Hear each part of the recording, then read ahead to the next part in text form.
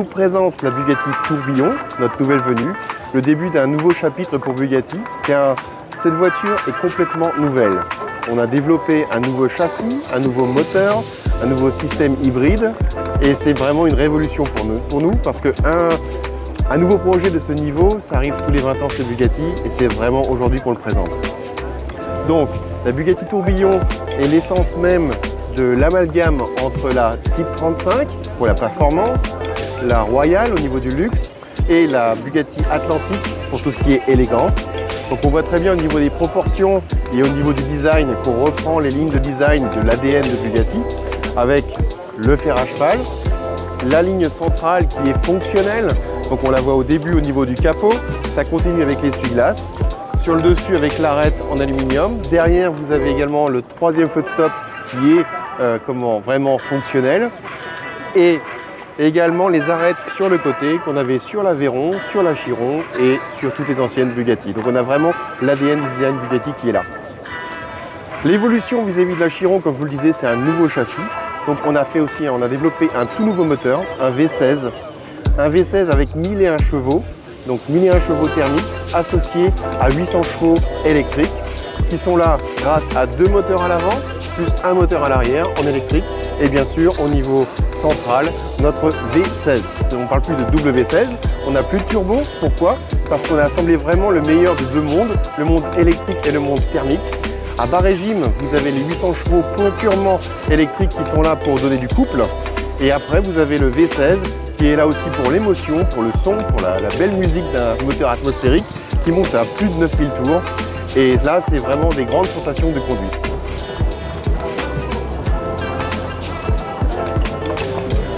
Donc au niveau de la cabine, on a gardé les mêmes proportions que dans la Veyron et dans la Chiron, donc c'est vraiment une situation de conduite confortable. La différence, c'est que le siège est fixe. On peut changer la hauteur du siège, faire les réglages aussi du dossier, mais ce n'est plus le siège qui avance et qui recule, mais les pédales et le volant. Ça permet vraiment d'avoir une meilleure cohésion entre le pilote et la voiture. Et l'autre chose qui est intéressante, c'est le Fix Hub. Quand vous regardez les compteurs, si je tourne le volant, vous avez toujours la vue sur les cadrans, quelle que soit la position du volant, et ça vous permet toujours d'avoir le contrôle et les informations nécessaires à la bonne conduite. Comme je vous le disais, ce sont des éléments d'horlogerie que vous pourrez retrouver à l'intérieur. On s'est inspiré des montres squelettes où on voit vraiment toute la mécanique à travers les cadrans. Et c'est ça donc la haute horlogerie qui fait son arrivée dans l'automobile avec notre tourbillon. Au milieu, vous avez donc la console centrale qui, elle, est recouverte d'un cristal de bohème. La partie transparente que vous voyez là, c'est pas du plexiglas, c'est pas du verre, non, c'est un cristal de bohème taillé dans la masse. Pourquoi? Pour pouvoir aussi voir la belle mécanique des boutons et tout ce qui est, tous les mouvements associés lorsque vous tournez, lorsque vous activez chaque bouton. Maintenant, pour des raisons d'homologation, on était quand même obligé de cacher un cadran. Pourquoi? Enfin, un écran. Pourquoi? Pour être homologué en Europe, il faut, lorsque vous activez la marche arrière, avoir une caméra de recul.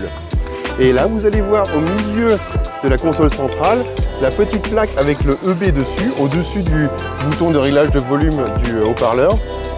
De là va sortir un écran type de la taille d'un gros iPhone, va se mettre à l'horizontale et donc va pouvoir vous permettre de voir utiliser la caméra de recul, mais en même temps d'utiliser de la navigation type Apple CarPlay, parce que là aussi, qu'est-ce qui vieillit vite dans une voiture? Ce sont les cartes de la navigation. Et là, vous avez toujours les nouvelles cartes disponibles et les indications de votre téléphone et vous savez comment utiliser votre téléphone, quelle que soit l'année dans laquelle vous vivez. Ce qui est important vraiment, c'est cet esprit de légèreté et de luxe avec des matériaux nobles tels que l'aluminium taillé dans la masse, le cristal de bohème qui donne cette transparence pour toute la technique. Et je pense vraiment qu'on a réussi à rendre la voiture intemporelle.